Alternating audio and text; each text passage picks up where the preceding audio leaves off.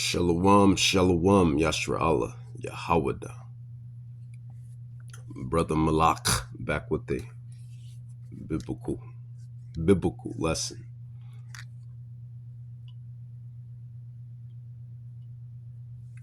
The testimony of Yahweh Shai is the spirit of prophecy.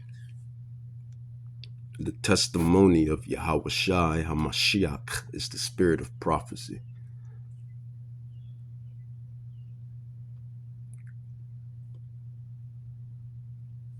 These digital epistles, they have their purpose, right? Edification and exhortation. Just as Apostle Paul sent out the paper letters to the Israelites that were scattered within the different cities. This too has its portion.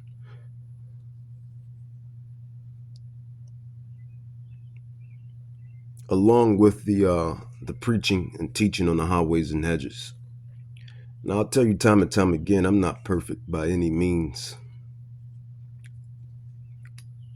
I believe until the commandments and the laws and the statutes are put in our inward parts,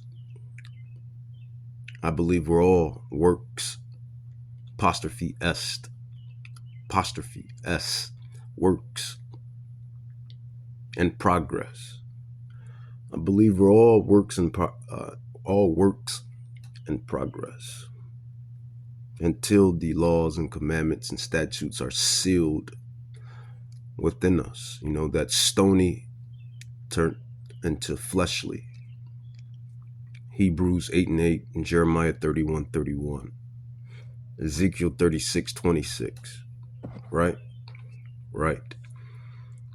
So no matter how you may feel about an individual or what you may think, Yahweh Bahashem Yahweh Shai knows who we are. So it is what it is. And the elect has been sealed from the beginning. But I want to go into the testimony of Yahweh Shai because I was looking at one video and it was talking about all of these billionaires and trillionaires. You know, they're investing into bunkers. You know, bunkers and bunkers, really.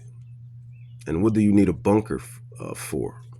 Well, you need that for nuclear devastation, to avoid nuclear devastation.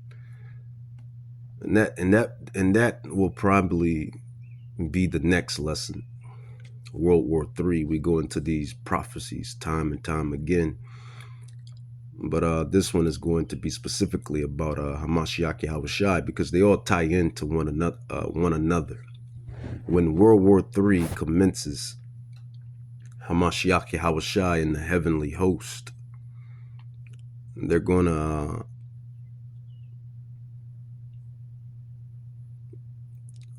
pop out, if you will, simultaneously. It's all going to happen in that sequence. You know, in the same sequence, rather. But he's coming back, Hamashiach Yahweh Shai and the heavenly host, the thousands upon thousands upon thousands of angels in the chariots, right? He's coming back to eradicate the wicked.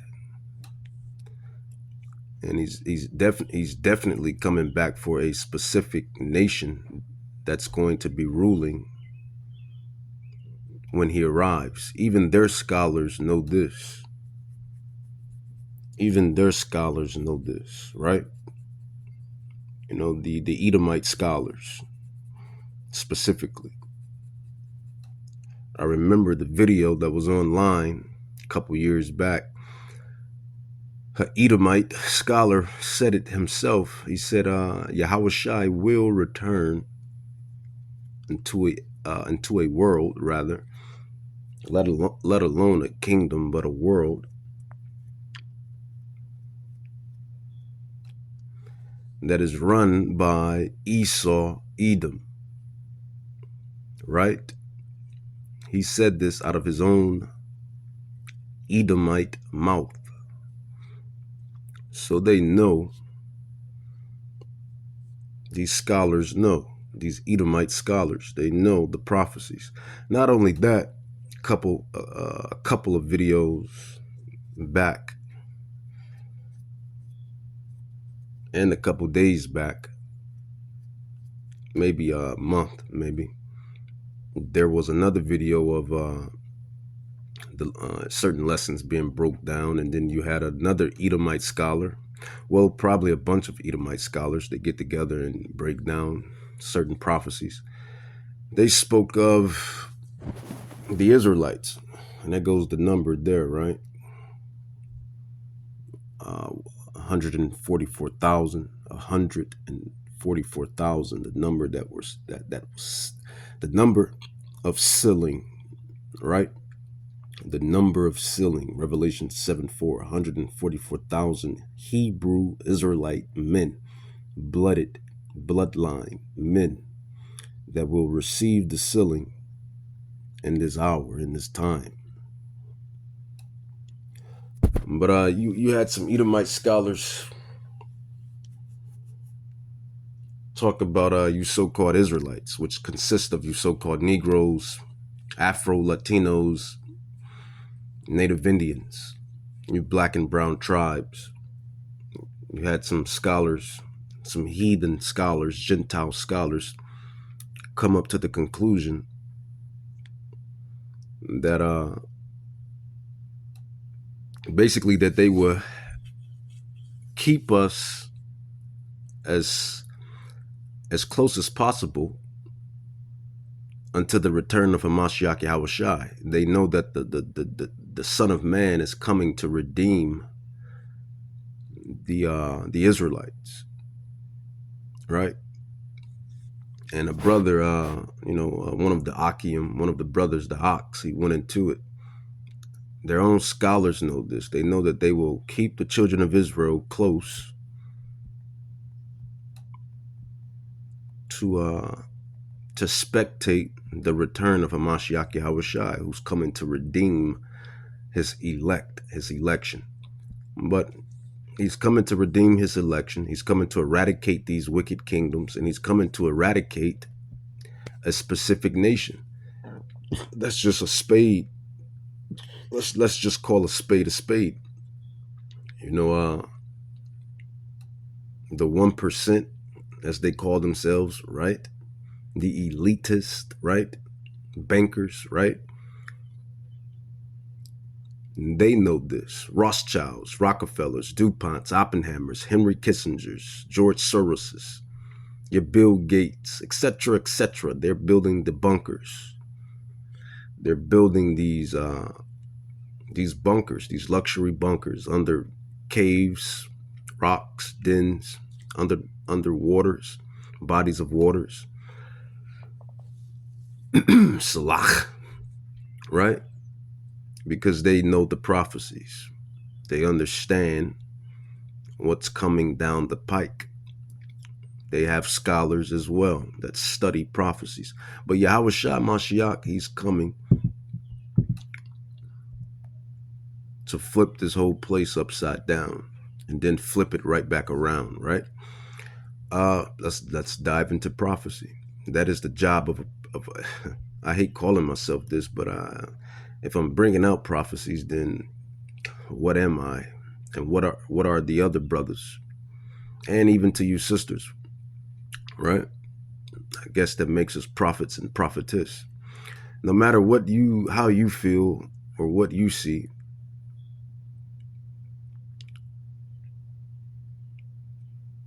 we have to be those spirits coming back. As it says, the spirits of the prophets are subject to the spirits of the prophets. This is the spirit, because we're bringing out prophecies. It's the spirit